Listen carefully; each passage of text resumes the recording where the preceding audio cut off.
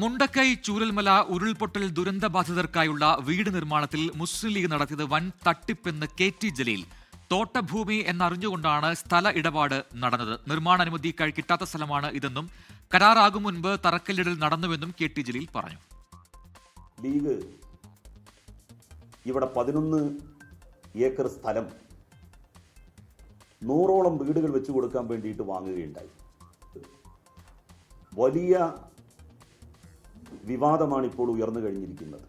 വാങ്ങിയ സ്ഥലം നിർമ്മാണാനുമതി ഇല്ലാത്ത സ്ഥലമാണ്, തോട്ടഭൂമിയാണ് എന്നാണ് ഏറ്റവും അവസാനം മനസ്സിലാകുന്നത്. ആ ഭൂമിയിൽ ഒരു തരത്തിലുള്ള കൺസ്ട്രക്ഷനും നടക്കില്ല. അതിൻ്റെ അർത്ഥം മുസ്ലിം ലീഗിന്റെ സംസ്ഥാന പ്രസിഡന്റും ജനറൽ സെക്രട്ടറിയും ദേശീയ ജനറൽ സെക്രട്ടറിയും ഉൾപ്പെടെ ലീഗിന്റെ മുഴുവൻ ആളുകളും അറിഞ്ഞുകൊണ്ടാണ് ഈ പകൽക്കൊള്ള നടത്തിയിട്ടുള്ളത് എന്ന് വ്യക്തമാകും.